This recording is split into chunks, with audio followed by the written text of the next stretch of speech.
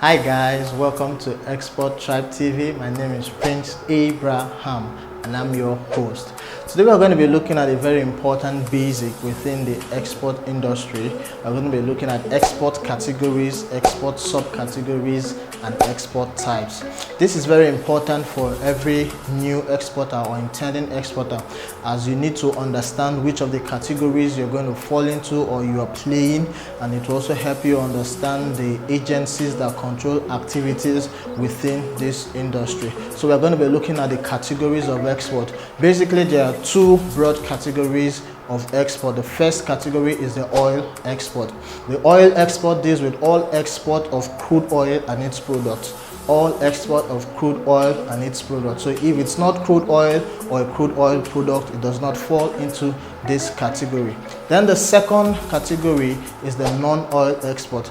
The non-oil export deals with all exporting that are not crude oil or crude oil products. It's quite broad, and because this sector is very broad, it has been subdivided into subsectors. So there are basically 5 subsectors within the non-oil export. In our subsequent videos, we are sure going to bring you detailed explanations of each of these subsectors. But for today, we are just going to run through to give you an idea of what the subsectors are. So the first subsector within the non-oil industry is the agricultural commodities.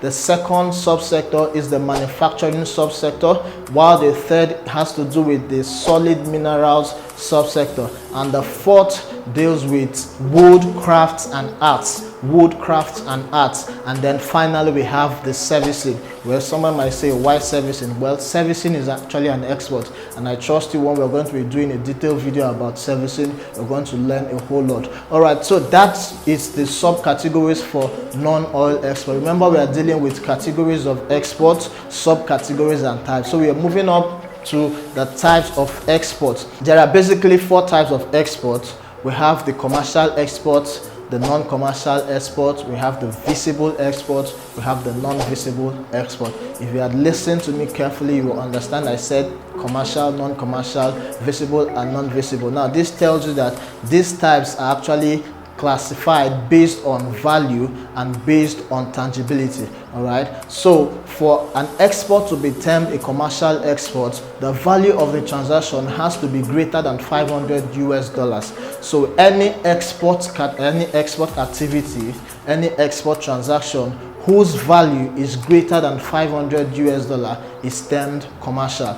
If the export is less than $500 in value, it is termed non-commercial export. I hope you got that. All right, I will take that again. Commercial export is or an export is classified as commercial if the value is greater than $500, and if the value is lesser than $500, then that transaction is termed non-commercial. Now, I don't know your country, but for us here in Nigeria, to initiate a commercial export, you need what you call the NXP form. The NXP form stands for the Nigerian Export Proceeds Form, Nigeria Export Proceeds Form. All right. So with that form, which you get from your bank as an exporter, it initiates a transaction as a commercial transaction. But if you're doing a non-commercial export, well, the non-commercial export, you actually can term them as gifts.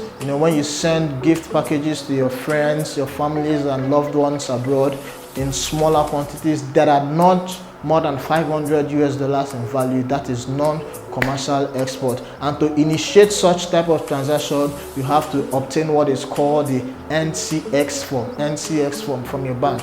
That form initiates a non-commercial export. All right.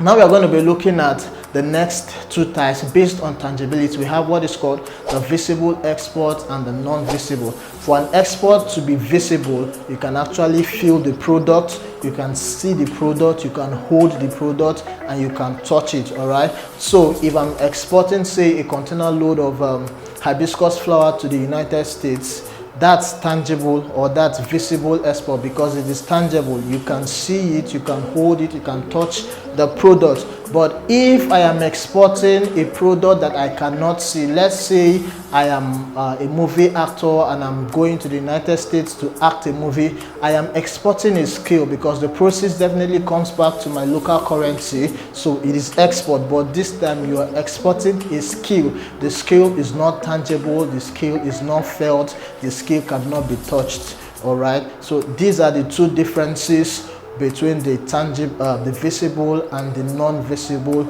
export, categorized based on tangibility.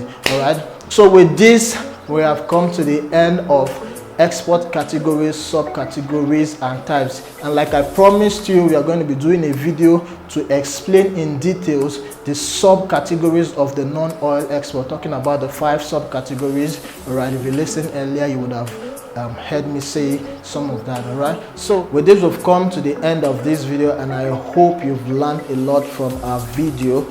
I'm also going to fulfill my promise by bringing you the different detailed explanations on the 5 subsectors within the non-oil export. I'm sure you wouldn't want to miss that video, so please subscribe, like and follow us across all our social media handles. Don't forget to check us out on our website. The link is below. Yes, my name is Prince Abraham. I remain your humble host. Thank you very much.